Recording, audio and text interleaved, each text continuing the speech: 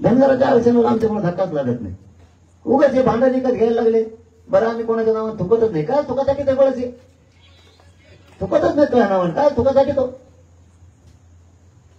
कोण सेकंड भुजबळ, कोण परडेवले, कोण कोणाच्या मदतीला येणार आहे? तुम्ही का वैरव घेता? येण्यातला येणार माणूस असला तरीही त्याला कळतंय धनगराच्या आरक्षणाला मराठ्यावर धक्काच लागत नाही. मग उगाच तुम्ही संख्येनं मोठे थोडे म्हणून तुम्ही आमच्या अंगावर येणार का? बरं आम्ही धनगराचं आरक्षण आम्हाला द्यावे म्हणून. त्यांचा वेगळा प्रवर्ग आहे,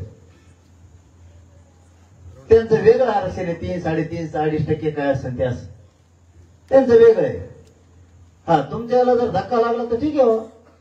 27% आरक्षणातल्या 19% आरक्षणाचा आमचा प्रश्न आहे. तुमचा काय प्रश्न आहे? तुमच्या आरक्षणाला धक्का लागलेला आहे. आम्ही जर म्हणलं तर आम्हाला धनगरातल्या 3.5% किंवा 2.5% आरक्षण द्या तर मग तुम्ही आम्हाला विरोध करा. किंवा आम्ही म्हणलं एसटी आरक्षणात आम्हाला आरक्षण द्या धनगरासंघ तर मग विरोध करा. किंवा आम्ही मराठी म्हणतो धनगराला अजिबात एसटीतून आरक्षण द्यायचं नाही मग आम्हाला विरोध करा. आम्ही तुम्हाला बोलतच नाही. कशामुळे बोलत सांगा तर तुम्ही? काय कारण आहे तुमचं? ऐकून घेतोच परिणाम त्याचा. बरं तुम्हाला विरोध करायचाच करा, हरकत नाही. विरोध करायला पाहिजे ना, करा. आमचं काय म्हणणं नाही. हे गाड्या अडवणं, घोषणा देणं, नाही मायावर बोलणं. तुला काही बोललं का? आता बोल ऐकू घेतले तर पुढे ऐकू घेत नसतात. अजिबात नाही. 13 महिने ऐकून घेतले. मला पहिलं तुम्हाला आता जात सांगतो ते गेट उपटून फेकायचे. आमचा रस्ता आम्हाला पुरा मोकळा पाहिजे. मी नाही तर जर का 15-20 मिनिटात ते रस्ता मोकळा झाला मी गेट उपटून मी स्वतः फेकून देणार तिथं. मला देतो का नाही? आणि मी एकदा शब्द टाकला ना मी मागे सरकत नसतो. पुढे इथून तिथून गेट उपटीत फेकीत थेट मुंबई पोहोचेन परत सागर बांगल्यामुळे. तुम्ही चिल्लर कामासाठी काढले लावू नका साहेब. ते जाधव फाधव कोण आहे त्याला नेक म्हणायचो. चाल त्या ड्युटीला शिवाय देतो, शिवाय देतो ते. त्याने जर शिदी ना मुंडक्यावर पाहिजे त्याच्या साहेब कोण ते भाडको तू आईने ढाल म्हणा तू माया माणसा शिदी देऊ नको. पोलीस असला तर उडत गेला तो असल्या पोलिसांना नाही मानित आम्ही. ज्याच्या अंगावर वरती येईल जो जनतेची सेवा करतो त्या पोलिसाला मानणारी अवलाद आहे आमची. शिव्या देणाऱ्या पोलिसाला अवलाद आहे आपल्या भाडको अवलादीला मानित नाही आम्ही. त्याला लवकर कोणी तर हाकलून द्या इथून. जर 20 मिनिटात जाते गेट निघले ना पुढे गेट उपयोग फेकून देणार मी तिथून. मी आता वाट बघतो तुम्ही का फरायचं गेट. त्याला काढा लवकर घेत रे, लवकर घेतं कारण महाराष्ट्राला बघा ते उपोषण करणारा कोणी त्याला उपोषण करत मराठ्या देवळाला बोललो नको ते त्याला सांगायचं तो बी उडत गेला. मग त्याला सांगायला तो मराठ्या देवळाला बोलायचा. काय झाले मला त्याला नाटक आता हो ते काय व्हायचं बघायचं तुम्हाला महाराष्ट्रात मराठी ताकद.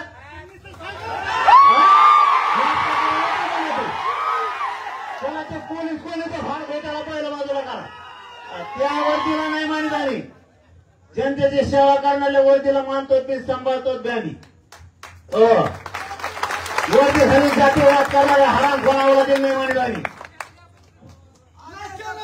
थोडा शांत बसायला 25 मिनिटं जाते काढतात का बघू ते उपटूच उपटूच सगळे सागर लागले उपटूच फेकून देऊ. मराठा वाढायचा इथं जीव चाललाय मग आम्ही एक जगायला लागलो इथं. आणि इथून लोकांच्या कानावर माहिती पडायला लागलं तिकडे येऊन द्यायला तुमचा भापाचा रस्ता आहे काय?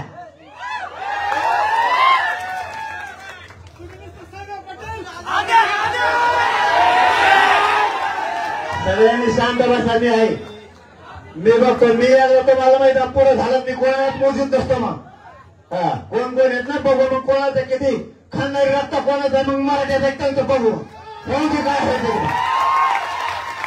मी फक्त गेट तर नको काढू दे मला निरोप करून येऊ दे मग सांगतो याला मी स्वतः गेट उपटायला मी स्वतः गेट उपटायला येतो म्हणे. साहेब ते गेट 15 मिनिटाच्या आत काढा लवकर. एक बी गाडी माहिती तिथून रोखली नाही पाहिजे. त्या गाड्या कुठे लावायच्या कुठे ट्रॉफिक झाली ते आम्हाला नाही माहित. आता इथं माझं प्रेमात माहित होतं. तुम्हाला करायचं का ठिकाणा त्या देवेंद्र फडणवीसला तंगले घालायच्यात ना त्या भुजबळला तंगले घालायच्यात ना उपोषणापुढे उपोषण बसतात तुम्ही परवानग्या दिल्यात कस काय? प्रशासन परवानग्या देत आहे कस काय?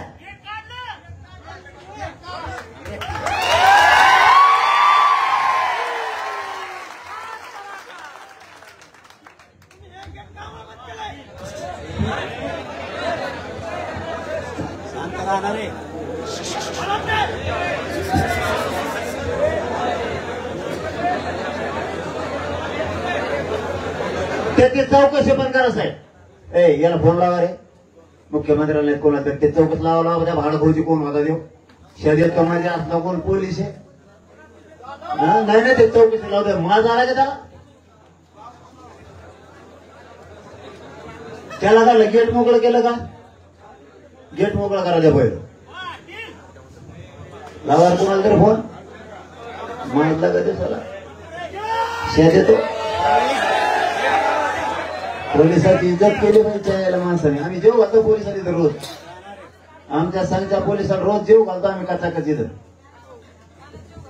आम्ही एकमेकाला विचारत नाहीत पण पोलीस जेवले की विचारतो आम्ही. काय नाव आहे त्याचं पूर्ण?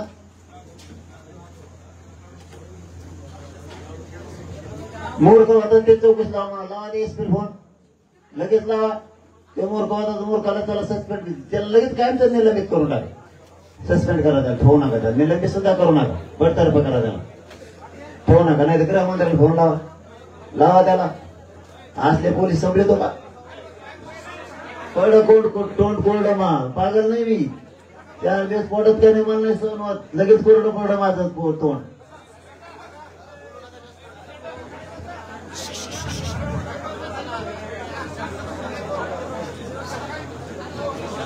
आणि पोरावर जर गेट काढले असले ना शांत राहायचं. काढले असले तर शांत राहायचं. येता जाताना आणखी सांगतो वडीगोदरीचे आपले संबंध चांगले असते. थोडंफार माणसाला काय म्हणतात ना त्याला थोडंफार बाबतीत माणूस करत असतो. जरी केलं तरी त्यांची चूक त्यांच्या वडीगोदरीवाल्याच्या लक्षात येईल एक ना एक दिवस की आपण मराठा संघ उगाच नाराजी घेतली. मराठ्यालाही वाटत धनगरासोबत उगाच आपण नाराजी घेतली. एक ना एक दिवस त्यांचे सुद्धा डोळे उघडतील की कुडल्ले बाहेरचे कोण आणि त्यांच्यासाठी आपले संबंध खराब केले आपण नाराज केले हे एकमेकाच्या वडीगोदरीवाल्याच्या सुद्धा लक्षात येणार एक ना एक दिवस. पण वेळ निघून गेलेली. वडीगोदरीवाल्यांना मी प्रामाणिकपणाने सांगतो तुमचे आणि आमचे हे पिढ्यांना पारचे संबंध आहेत. महाराष्ट्रभरातले नुसते वडीगोदरी बद्दलच बोलत नाही मी. तुमच्या आरक्षणाला धनगराच्या आमच्यामुळे धक्का लागत नाही. तुम्ही विनाकारण मराठ्याची नाराजी अंगावर घेऊ नका. तुम्ही उगाच इकत भांडण घेऊ नका. कोणाचं पण ऐकून त्या छगन भुजबळाचं त्या प्रळीवाल्याचं ऐकून. तुम्हाला आम्ही हमेशा साथ देतोय. जरा तुमच्या काळजाला विचारून बघा. आणि तुम्ही सुद्धा आम्हाला हमेशा साथ देतात. तुम्ही एकमेकाच्या काळजावर फक्त धनगर बांधव विचारून बघा. ग्रामपंचायत असो जिल्हा परिषद असो पंचायत समिती असो आपण एकमेकाला मराठी मत करणारे. तुम्हाला मी समजून सांगायला लागलोय. ऐकून घ्यायचं का नाही ते तुमचा प्रश्न. मी प्रामाणिकपणाने सांगायला लागलो. धनगर आणि मराठा कधीच तुटलेला नाही. कधीच तुटलेला नाही. याला कोणी तोडू पण शकत नाही. पण हे बाहेरच्या कुठले तरी येणार ते छगन भुजबळचं त्या परडेवाल्याचं ऐकून शिजूनशे गाड्या पाठवणार. आपल्याला मोठेपण देणार आणि आपल्याला खोल घुसवणार. हे वैर मोठं करणारे. त्याच्यामुळे जरा समजून घ्या. तरी मला अशी माहिती आहे की वडीगोदरीतले बरेचसे धनगर बांधव हुशार झालेत. मला माहिती आली खूप हुशार झाले. त्यांच्या लक्षात आलं की राजकीय डाव आहे. हे राजकीय डावापोटी आपलं गाव वडीगोदरी गाव पणाला लागलंय. वडीगोदरी गावात आणि आजूबाजूच्या मराठ्यात विनाकारण नाराजी पसरायला लागली. हे राजकीय लोक आहेत. हे कुठेतरी आमदार खासदार होते ना एखादी बार आपल्या गावात तसं सोडून देते. आपलं गाव डोळ्यावर येईल. हे वडीगोदरीच्या बांधवांच्या लक्षात आलंय असं मलाही कळालंय. म्हणजे वडीगोदरीचे उशीरता होईना पण हुशार झाले शाणे झालेत हे मानावं लागणार आहे आपल्याला. आणि थोड्याच दिवसात ते आणखीन त्यांच्या लक्षात येईल की हे सगळं मायाजाळे हे आपल्या गावाचा वापर करायला लागलेत. हे त्यांच्या लक्षात येईल आणखी सुद्धा राहिलेल्यांचा सुद्धा. आपण फक्त संयम धरा. आपण तिथून येताना शांततेने येत जा. जाताना शांत, जवळ सहन होते त्यावर करू, त्याला नाविलाज आहे. मग तुम्हाला आता सांगितलं तसं. मग आता आपला सहनशीलतेचा अंतच बघणार असलेला आपला पण नाविलाज. त्याला काय करू मग? मी जातीवाद करतो का? धनगर बांधवाच्या आरक्षणाला धक्काच लागत नाही तरी ते आपल्याला भांडा देत म्हणल्यावर जातीवाद कोण करतो? ती आपण नाही ना करत. आपले धंदे बी नाही करीत. हे इकडून तिकडून येते तर भांडगुळ कुंकुण कसले होंगडे मंगडे कसले कटणीला पैसे नाही द्यायला आणि ते आपल्याला नाही लागायला बघायचं. आपण त्याचं तोंड नाव बी नाही घेत राहू. एकदा घेतलं का 13 महिन्यात आपण थुकत नाही त्यांचं नाव तरी थुकात आली काय थुकात या गावकऱ्याचे आमचे संबंध चांगले आहेत. यांचे आमचे संबंध चांगले. तिथं हिवडी असो किंवा आमचा पूर्ण मराठवाडा असो किंवा पश्चिम महाराष्ट्र असो, यांचं आमचं घरीच काही झालं नाही. धनगराचं मराठ्याचं हे दुसऱ्याचं आमचं झालेलं आहे थोडंफार. ते सगळ्या दुनियाला कळतं कोणा झालंय. त्याची जिरिली बी मराठी. पण धनगराचं मराठ्याचं राज्यात नाही भाऊ, मायात ऐकण्यात नाही. आणि ते ज्यांनी त्याला वाईट म्हणतात धनगर बांधव, त्याला आम्ही बी मानतो, वाईटच मानतो आम्ही बी. दोघांचं दुःख सारखंच आहे. एका लाडीगुड लावायचं काम नाही, काही नाही. तुम्ही आमच्या जवळ यावं म्हणून नाही. आम्ही एकटेच 50-55% राज्यात, काय गरज नाही आम्हाला कोणाची. आमचीच ताकदल्या नव्हती. पण जे खरं आहे ते बोलतो आम्ही की तुमचा जेव नेता तुम्ही ज्याला वाईट मानतात त्यालाच आम्ही सुद्धा वाईट मानतो. म्हणून तर धनगराचं मराठ्यांचं चांगलं आहे गावागावात. पण हे कुठले तरी माकडे येते तर आपलं बोल बोल बोल बोल कुठेतरी बसायचं तिकडं. आता तिकडं किती जीवाची बाजी लागली. ते लेकरं मारायला लागलेत पंढरपुरात. ते बिचारे लेकराचे मराठी बऱ्याच 12-13 दिवस झाले तर त्या लेकरला उठताय ना त्या धनगराचे. तिकडे जीव द्यायला जाणार लोक तुम्हाला डोक्यावर घेते. इकडं मराठी विरोध करायला येतो. कशा धनगर माग येते. धनगर आरक्षण आमच्यामुळे धक्का बी लागत नाही. धक्का बी नाही लागत आमच्यामुळे. तरी पण तुम्ही विरोध करणार काय म्हणा का? आमच्या भुजबळला बोलत, तुमचा भुजबळ होय, तुमचा भुजबळचा काय संबंध आहे? आमच्या फडणवीसला बोलत आहे काय भाषा आहे ती? काय तुमच्यापेक्षा रंगील भाषा आहे माहीत. फक्त धनगरात आणि मराठ्यात नाराज होऊ द्यायचं म्हणून गप्पी. हा नाही, तुमची भाषा काय आहे? तुमच्यापेक्षा लय 10 पाऊल पुढचं आहे. मग मी कचा कच चालत असतो कोणकडे. मी लय लांबच आहे. मग मी उघड आपलं नको. हे चांगले आहेत. कुठेतरी 2 बदगडे आलेत म्हणून त्यांच्यासाठी धनगरातून मराठीचं वाईट पण नको म्हणून बोलत नाही. तुम्ही लगेच अर्थ काढणार डर डर हे डर भर काय डर भर रे. मी हे पट्ट्याला गप्पा सांगतो राज्यातले म्हणून गप्पे कसलं येतं नको डवचीचं का म्हणून धामाचं आम्ही ऐकून घेतो की नको. आणि त्या मानात वडीगुजरीला मन द्यावा लागणार आहे. वडीगुजरीला कारण ते तितके हुशार झाले. लवकर उशीर का व्हायना पण हुशार झाले. ते निवड केलं. हे सगळा डाव आहे. विनाकारण मराठा धनगरात चांगलं आहे.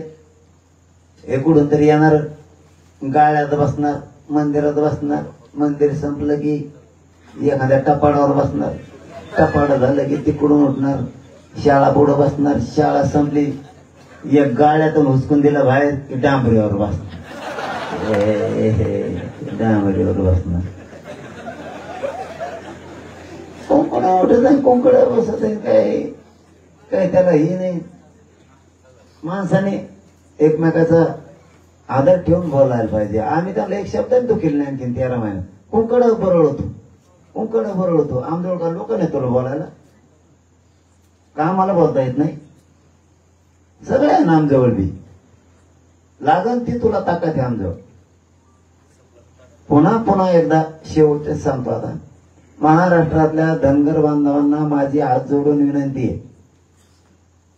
आमच्यामुळं तुमच्या आरक्षणाला धक्का लागत नाही. तुम्ही विरोध करू नका. तुमच्या एसटी आरक्षणाला सुद्धा आमचा मराठ्यांचा कायम पाठिंबा आहे.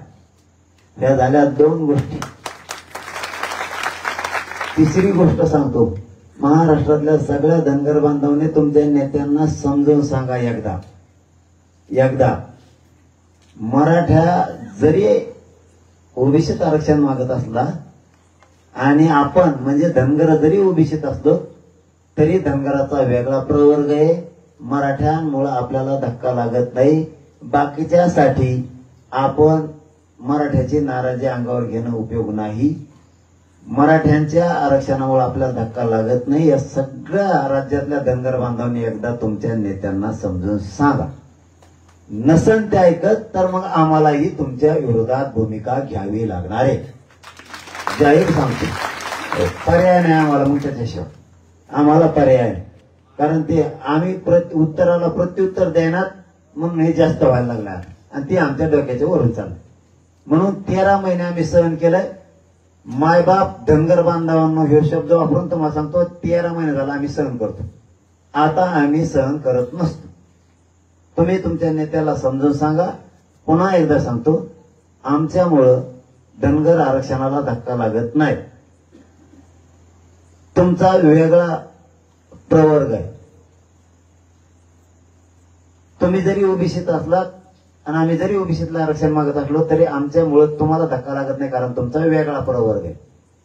तुम्हाला सेपरेट 3-3.5 एकर वाटून दिल्यासारखं सेपरेट 7-12 दिल्यासारखा विषय तुमच्या नावानं सेपरेट. त्याच्यामुळे त्याला धक्का लागत नाही. म्हणून तुम्ही उगच फुकट भांडण विकत घेऊ नका. मराठ्यांनी जर चूक केली तर तुम्ही मराठ्याचा कान धरा. मराठ्यांनी जर चूक केली तर धनगरांनी मराठ्याचा कान धरा. धनगरांनी चूक केली तर मराठा धनगराचा कान धरी. पण फुकट भांडण विकत त्या येवल्यावाल्याचं परळीवाल्याचं ऐकून तुम्ही घेऊ नका. तुम्हाला स्पष्ट सांगतो. आणि राज्यातल्या मायबाप धनगरांना विनंती, एकदा तुमच्या नेत्याला मराठ्यांच्या विरोधात आंदोलन करणाऱ्याला समजून सांगा. तुम्ही फुकट आंदोलन मराठ्यांच्या विरोधात करता कशामुळं? तुम्ही मराठ्यांना काय विरोध करता? तुम्हाला मराठ्यांचं धनगराची मारामाऱ्या का लावायच्या? हे गोरगरीब धनगरांनी बांधवांनी त्यांना प्रश्न विचार आणि ते ऐकत नसतील. आम्हाला मात्र मग आता प्रत्युत्तर द्यावं लागणार आहे. आमचा नाविलाज. तुम्हाला नाही विरोध करून जर तुम्ही आमच्या विरोधात यायला लागलात तर मग जातीवाद कोण करतो? ही उघड्या डोळ्याने समाज बघतो. जातीवाद तुम्ही करतायत आणि 13 महिने झाले आम्ही सहन करतोय. आता करणार नाही. आम्हाला सुद्धा मग तुम्हाला विरोध करावा लागणार. हे मात्र धनगर बांधवांनी समजून घ्या. जसं वडीगोदरीतल्याही बांधवांना सांगतो, 13-14 महिने झाले तुम्ही आमच्या पुढे आंदोलन बसवतात. आम्ही मुद्दाम होऊन टाळतो, आजूबाजूला जातो. मी माझ्या समाजाला साक्ष ठेवून सांगतो, आज आम्ही आजूबाजूला जातो. का? प्लीज नको, एकमेकाला धक्का लागणं नको, काय नको, आपण लांबून जाऊ. तुमचं आंदोलन बसल्यावर असलं आम्ही लांबून जातो. मुद्दाम आम्ही काहीच करीत नाहीत. मुद्दाम काहीच करीत नाही. जाणून बुजून पाऊल उचलीत नाहीत आम्ही. मुद्दाम वडी गुजरीतून मी कधीच गाडी समोर नेत नाही. सरळ गाडी आंबड रस्त्याला लागते. मी इकडून जातो हरिओम हॉटेलकडून सरळ ताफा घेऊन, पण जात नाही. जरी नाही धक्का लागला आणि कदाचित लागला भी धक्का, जाणून बुजून धक्का कोण लावत नसतो. कोणाकडून बी कोणाला धक्का लागतो. पण मराठ्याची गाडी असल्यामुळं, मनात भेद झाल्यामुळं म्हणून नाही की धनगराच्या माणसाला धक्का लागला मराठ्याकडून, म्हणून आम्ही गाड्या सुद्धा हवेनच नेतो, गावातून आणत नाही. हे ओडीगोदरींच्या धनगरांबद्दल आमचा प्रामाणिकपणा आहे. फक्त वाद करायचं नाही म्हणून, फक्त वाद करायचे नाहीत म्हणून.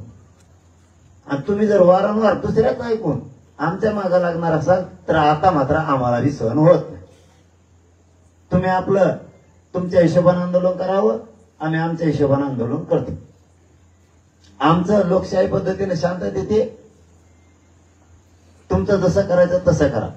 वचवच ऐकून घेतली जाणार नाही यापुढे. बस 4 दिवस वाट बघू, 2-3 दिवस वाट बघू. धनगर बांधव बिचारा गोरगरीब त्या नेत्यांना समजून सांगतोय का? कारण फुकट इकत भांडण घेऊ नका. मराठ्यांनी सुद्धा फुकट भांडण इकत घेऊ नये धनगराच उगच उगत. आणि धनगरांनी सुद्धा उगत फुकटचे फाकट भांडण इकत घेऊ नये. ताकद आहे म्हणून भांडण इकत घ्यायचं नसतं. ताकदीवर रावणाचं काही राहिलं नाही, ताकद होत त्याचं. तर तुम्ही आम्ही कोण आहेत? कोण मराठी आणि कोण धनगर. म्हणून सांगतो फुकट भांडण विकत घेऊ नका. तुम्ही आता जर भांडण विकत घेतला आम्ही अडचण येतात म्हणून मराठी सुद्धा पुढे चालून घेऊ शकते तिकट भांडण 100%. मग त्या टायमाला तुम्हाला किती वाईट वाटत. त्याच्यामुळे उगत नाराजा पसरू नका. धनगर बांधवांनी समजून घ्या. राज्यातल्या तुमचं आमचं कुठंच काही नाही. राज्यात माया तरी ऐकवत नाही हो धनगराचं आणि मराठ्याचं वैर येऊन. तुम्ही ज्या नेत्यावर नाराज आहेत त्या नेत्यावर आम्ही सुद्धा आहे. उलट दुःख सारखं आहे. फक्त इकत भांडण घेऊ नका. व्हायचं असेल तर व्हायचं. कारण 13 महिने झाला तुम्ही विरोध करताय तुमचे नेते आम्हाला. धनगर समाज मराठ्याला विरोध करत नाही. हे जाहीर सांगतो अंतरवालीतल्या पवित्र मंदिरातून. थोडं नाका तेव्हा आता आपली जात लय मोठी आहे. राज्यात काही करीन म्हणून मी गप्प बसतो. वाटते मला यांना थोडं बोललं की लगेच काही करते. त्याच्यामुळे मी आपला गप राग गिळतो. अपमान केला कुणीतरी गिळतो. कुणी मला किती शिव्या दिल्या तरी मी आपला गिळतो. मी समाजाला नाही सांगत की मला लय घाण बोलले मला लय घाण शिव्या दिल्या. मी आपला गप राहतो. कारण तुम्हाला कळू नाही द्या. तुम्हाला सहन होत नाही. मी सहन करतो. मग आता सहन करायला लागले काही करायला लागले त्याला काय मग जे होईल ते होईल. काय करू मग. त्याला जर आपल्याला मारायचंच म्हणल्यावर त्याला काय करायचं. त्याचं प्रत्येक मारायचीच भाषा करायला लागले. दंडच थोपटीत येत. किती दिवस आपण तरी बसायचं. किती दिवस. ते कोण जाधव आहे ना त्याला सोडित नाही मी. तुम्ही काळजी नका. हा ते कोण जाधव आहे ना तेव्हा आता जरी सुटला तेव्हा आता जरी हुकला जातीवाद आठवत असला त्याला सत्ता येणारच आपली. मग त्या टायमात त्यांना घरी पाठवलं तिथून पुढं कायमचं ते दारी धरायला बायको जातात गमेल आणि त्याच्यात खोर माझ्या नादी नाही लागायचं. गोडीनं राहा. गोडीनं काम करा. पोलिसाची इज्जत करतो राहा. आम्ही रोज जीव घालतो त्यांना आणि शेत येत आहे. काढे का नाही गेट काढे का फक्त बिगर पेल्यावरच बोला.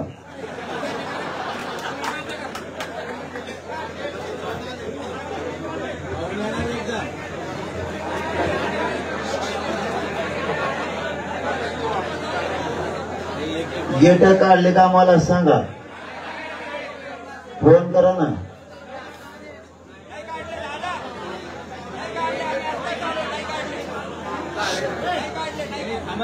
एकदा खात्री करा काढलेत का. एकदा खात्री करा काढलेत का. नाही त्यांना चिघळायचं असलं वातावरण तर चिघळून द्या. त्याला नावेला मीच जाऊन काढते.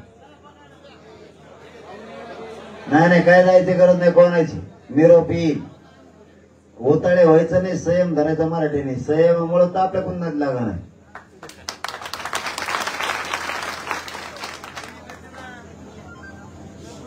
कोण तिकडून निरोप घ्या ना. तिकडून निरोप घ्या. कोणाकडून तर काढलेत त्यांना चिघळायचं असलं वातावरण तर चिघळून द्या.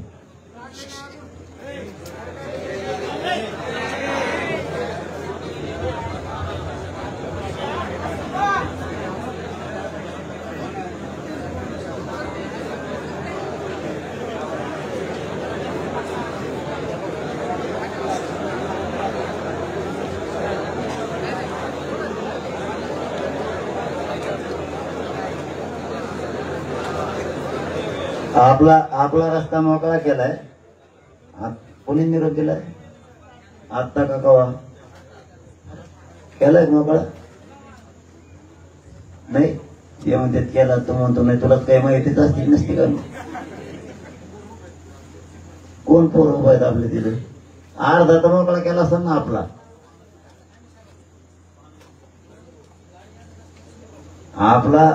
अर्धा जरी मोकळा केला तरी मान्य आहे आपल्याला. आपल्याला येण्यापुरता आपल्या इकडे आपली गाडी रोखता कामा नाही.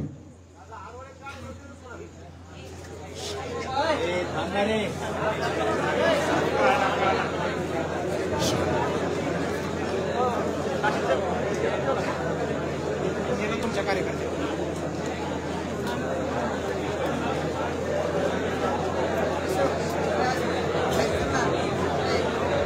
बोलू नका.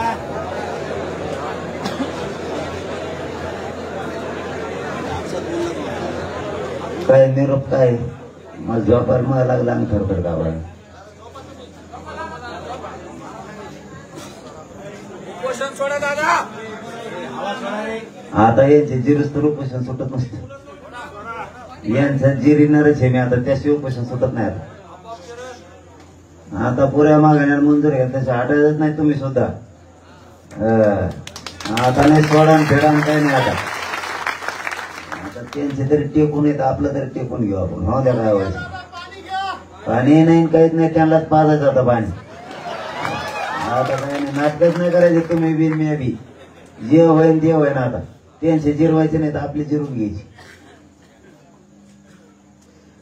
मी शब्द दिलेला आहे, मी राजकीय भाषा बोलणार नाही, बोललो नाही. देवेंद्र फडणवीसला वेगळ्या शब्दांत तू केलं नाही. आता आरक्षण द्यायचं देवेंद्र फडणवीसने. सगळ्या मागण्या पूर्ण करायच्या देवेंद्र फडणवीसने. आता मी सीट उभा कराबद्दल बोललो नाही.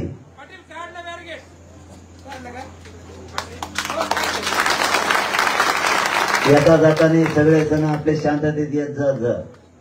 रागराग करायचा नाही. त्यांनी जाणून बुजून जरी घोषणा दिल्या तरी आपण आपला एक लहान भाऊ म्हणून सोडून देऊन पुढे चालायचं. जवळ नळलेले ते सहन होतं तोवर करू. आपले येत जा. त्याला डांबऱ्यावर बसून द्या, नाही तर केळाच्या गाड्यावर बसून द्या. काय अरे एवढ्या मोठी जात आहे मराठीची, विरोध करून काय मोठे पण वाटत असं त्याला, काय मोठे पण मिळत असं त्याला. बरं त्या 4 धनगरातले बांधव बिचारे सुद्धा चांगला म्हणाणार, मराठीचे 4 चांगले म्हणाणार. ते म्हणते हे फक्त विरोध करायला जन्मलंय. धनगराला कळतं ना राव, ते का हुशार नाहीत का काय? त्यांनाही कळतंय. हे असले माजूरपणा मजूरपणा चांगला नाही. आणि पोलिसांनी त्यांचं ऐकून आमच्यावर ताप टाकायचा. एवढे गेलेले तो आम्ही ही बॅरिकेड काढीत मी त्या सागर पोत येईल ना. मग आपण बोलायला लागलोय म्हणून सांगतो तुम्हाला, आपण राजकीय एक शब्द बोलणार नाही. ते म्हणतात मी राजकीय भाषा बोलतोय. राजकीय भाषा बोलायची मी 7 दिवस झाले बंद केली. 7वा दिवस आहे आज. राजकीय भाषा बोलत नाही. उमेदवार उभा करायचे म्हणत नाही, पाडायचे सुद्धा म्हणत नाही, 3ही गोष्टी म्हणत नाही. परत आपली बी चळवळ जे राजकीय तीही करायची नाही म्हणतोय मी. 5वी गोष्ट, मला माझ्या समाजाला राजकारणात जायचं नाही हेही सांगून टाकलंय. पण आता संधी दिली ना, तुम्ही म्हणता मी राजकीय भाषा बोलतो, आता बंद केलं. आता जबाबदारी कोणाची? देवेंद्र फडणवीसची. आरक्षण देण्याची जबाबदारी आता देवेंद्र फडणवीस साहेबांची आहे. आता मी आरक्षण देऊ शकत नाही असं म्हणायचं नाही. तू जर तसं म्हणलं, तुम्ही म्हणतो त्यांना, तुम्ही जर म्हणले मी आता आरक्षण देऊ शकत नाही, तर भाजप मधला मराठा सुद्धा तुमच्या बाजून राहणार नाही. आणि जर कदाचित तुम्ही मला पाणी पी म्हणायचं नाही आता, आणि मी बी तुम्हाला नाही, गप राहायचं. आता तुम्हाला माया येते, कामं सोडून कुणी भेटायला यायचं नाही. कुणी कामं सोडून भेटायला येत नाही. मी एकटा खंबीर येतं तुमच्या लेकरासाठी लढायला. मी मारायला तयार आहे. हो, काम नसेल तर मग हरकत नाही. पण आता हे माझ्या आजूबाजूचे सांगतात मला, सगळ्या राज्यातून फोन येतात, आम्ही येणार. मग गावात लोक काय घरी इकडे तब्येत खराब झाल्यावर घरी नीट बसत नाही तर मग गावातले लोक गाड्या करू इकडे निघाले अंतरवालीकडे. काम नसेल तरी आपण काम बोलून कोणी येऊ नका, सगळे शांततेत राहा. पण एवढ्या वेळेस तुम्ही मला पाणी पी म्हणायचं नाही, मी बी प्यायचं नाही. तुम्ही मला उपचार घ्या म्हणायचं नाही, मी बी घेणार. आपल्या जातीचं कल्याण एकदा त्यांना जर टिकून येत आपण तरी. आणि या दोन्हीच्या गॅप मध्ये तुम्हाला सांगायला जर कोणी नाही राहिलं किंवा तब्येत जास्तच खराब झाली आणि कशाने काही जर झालंच, माझा एकच शब्द ध्यानात ठेवायचा, कधीच चंद्र सूर्य आहे तोपर्यंत भाजपवर येऊ द्यायचं नाही. मग जर मी मेलो कधीच देवेंद्र फडणवीस कधीच दिसून द्यायचा नाही. कधीच सत्तेत आलं नाही पाहिजे लोक. त्यांना सत्तेत राहायचं असलं तर आमचं आरक्षण देऊन टाकायचं. तुमचं राजकारण तुम्हाला लग्न मला करायचं नाही. माझ्या समाजात देणे घेणे, मोकळं समाज आरक्षण पण मोठं होईल. आणि त्याला कसं मोठं करायचं मी मोकळं बघायचं. माझ्या जातीला कसं मोठं करायचं मला अक्कल आहे. मी मोठं करतो. राजकारणात गेलं तरच मोठं करता येतं. हे खोटं पण आहे.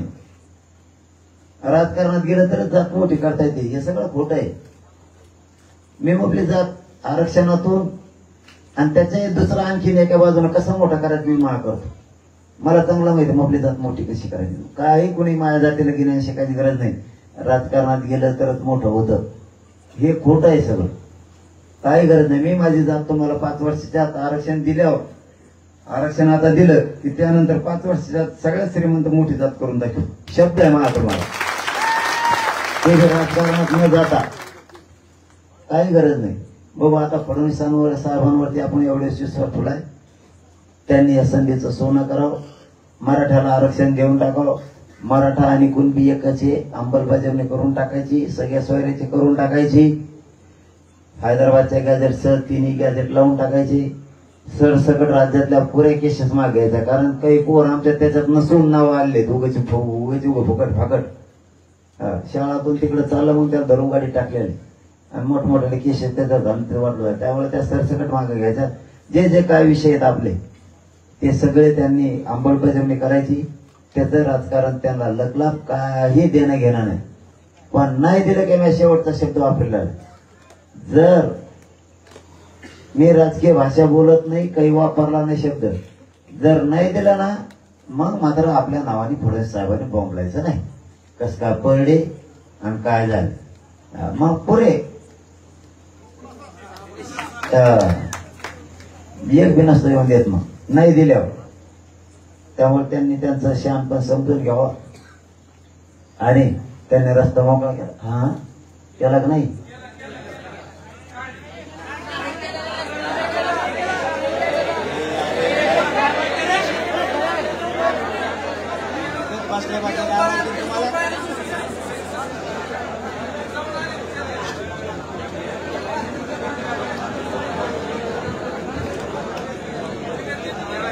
नाही तर काय हा हे वडी गोदरीवाले पोर काढा ना, काढा वडीवाले काढ्यामध्ये काय नाही नाही म्हणतात. हे बघा, अरे एक जात, हे बघा एक शिकितो जात जात तुम्हाला आपली जातीचा आनंद ठेवा. एक झाली शक्यतो माहीत असलं तर खोटं नाही बोलायचं. दोनदा तीनदा खात्री करायची. फसणार नाही जात एखाद्यावर. असं आडमोडीने बोलून एखाद्यावर जात फसत किंवा एखाद्याचा घात होईल मग काय करायचं. इथून पुढं हुशार व्हा. एका गोष्टीची 3दा खात्री करायची. एखाद्या मला शा दिल्या आपण लगेच म्हणायचं दिल्या का बघा, दुसऱ्याला पाठा, तिसऱ्याला पाठा, आपण लगेच दांडका घेऊन पळवतो. शा दिलं नाही ते मारकून बेजार तिकडे घेणं देणं आणि मग ते शा दिलं का मग तो चुकला राव म्हणजे हाणत झाल्यावर. त्याच्यामुळं पुऱ्या गोष्टीची इथून पुढे विचार करीत जा. उगाच लय जात आपली एक झाली, सोन्यासारखी जाते आपली आणि काही गरज नाही रे कोणाची. 50-55% राज्यात एकटी आपली लहान जात नाही. सगळ्याला पोरून मोडून सगळ्याला. एबीपी माझा, उघडा डोळे बघा नीट.